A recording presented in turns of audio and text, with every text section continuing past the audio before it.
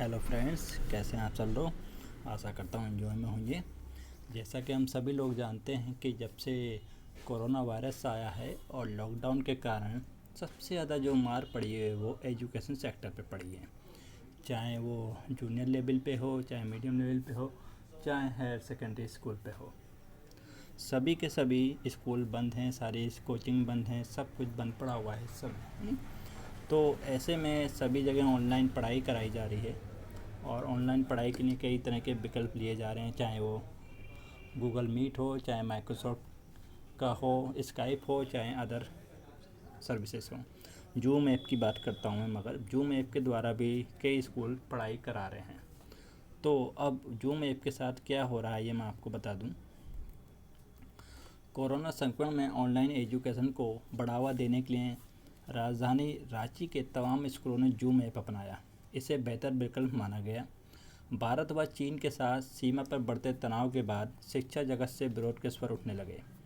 अधिकांश स्कूलों ने प्रतिक्रिया स्वरूप अमेरिका में बसे चीनी मूल के इरिक युआन की स्वामित्व वाली जूम ऐप से किनारा कर लिया है। जी हाँ, ये अगर हम विकिपीडिया पे जाएंगे तो अगर हम जूम ऐप को देखते हैं तो वहाँ पे अमेरिका में बसे चीनी मूल के नागरिक का नाम आता है, ताकि ये पता लग सके कि अमेरिकन नहीं, चीनी नहीं, अमेरिकन कंपनी है, बट ये 100% चीनी ऐप है। जी, स्कूलों ने इसके बदले दूसरे ऐप के जरिए पठन पाठन प्रक्रिया का संचालन शुरू कर दिया है।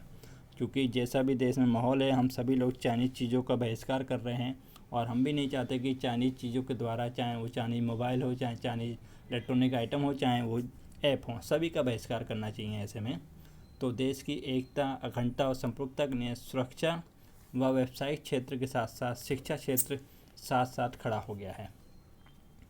देश में फैली महामारी के लिए पहले से लोगों के मन में चीन के प्रति गुस्सा था। सीमा विवाद में झारखंड के जवानों की शहादत के बाद ये गुस्सा अपने चरम पर पहुंच गया है। अब और भी विकल्प हैं जिनके द्वारा स्कूलों के द्वारा पढ़ाई होगी। जूम ऐप के विकल्प के रूप में गूगल क्लासरूम का सर्वाधिक उपयोग किया जा रहा है। बहुत ही अच्छा ये क्लास वर्क है। इसके अलावा कई तरह के दूसरे प्लेटफॉर्म जो मैंने आपसे पहले भी चर्चा करी है, उनके माध्यम से बच्चों की ऑनलाइन पढ़ाई कराई जा रही है। ऑनलाइन क्लास के साथ साथ ऑनलाइन हाजिरी भी लग रही है, अटेंडेंस। इसमें भी सर्वाधिक भरोसा भारतीय ऐप पर जताया जा रहा है। आईटी विशेषज्ञों की मदद लेकर भारतीय ऐप के बारे में जानकारी प्राप्त की जा रही है। वर्तमान में ड्यूलिंगो, सोलर्न, अनअकैडमी, सिंपली लर्न जैसे ऐप पर भरोसा काफ़ी किया जा रहा है। कई स्कूल विकसित कर रहे हैं अपना खुद का ऐप। कई स्कूलों ने ऑनलाइन लर्निंग के लिए अपना ऐप भी विकसित कर लिया है। छात्र छात्राओं की पहचान के साथ ही रजिस्टर्ड किया जा रहा है।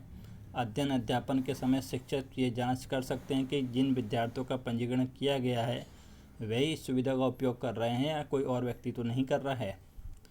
ये सही है कि हम जूम ऐप से किनारा कर लिया है। अब हम दूसरे विकल्प के माध्यमों के जरिए बच्चों को ऑनलाइन शिक्षा प्रदान कर रहे हैं।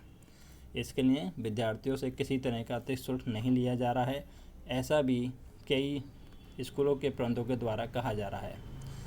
चीन हमारा दुश्मन देश है। चीनी मूल के व्यक्ति के स्वामित्व वाली कंपनी जूम ऐप हमने छोड़ दिया। अब गूगल मीट से पढ़ाई कराई जा रही है। इसकी शुरुआत मंगलवार से कक्षा 11 से हो गई है। कई स्कूलों के प्रधानाचार्यों ने इसके बारे में कहा है। जैसे ये स्टेटमेंट है ऑक्सफोर्ड पब्लिक स्कूल के प्राचार्य जी का। अभी तक जूम ऐप से ही पढ़ाई चल रही है, लेकिन जल्दी सभी कक्षाओं की ऑनलाइन पढ़ाई के लिए किसी भारतीय ऐप का उपयोग होगा। इस पर हमारी टेक्निकल टीम कमान कर रही है। ये डीपीएस रांची के प्रिंसिपल जी का स्टेटमेंट है। तो ऐसे में जब चाइनीज़ कंपनियों के विरुद्ध इतना ज़्यादा विरोध है तो हम भी यही चाहेंगे कि जूम ऐप को तत्काल बंद कर दिया जाए, ताकि किसी भी तरह के साइबर अटैक अगर होता है तो ऐसी स्थिति में ना तो स्कूल कोई रिस्पॉन्सिबिलिटी लेगा उन पेरेंट्स की जो अपने बच्चों को पढ़ा रहे हैं जूम ऐप की सहायता से, और किसी भी साइबर अटैक के हमले में किसी भी व्यक्ति का लैपटॉप हो, चाहे वो मोबाइल हो, किसी भी तरह की सूचनाएं सार्वजनिक हो सकती हैं। तो जल्द से जल्द मेरी रिक्वेस्ट है जूम ऐप को बंद कर दिया जाए। Thank you very much. Have a nice day.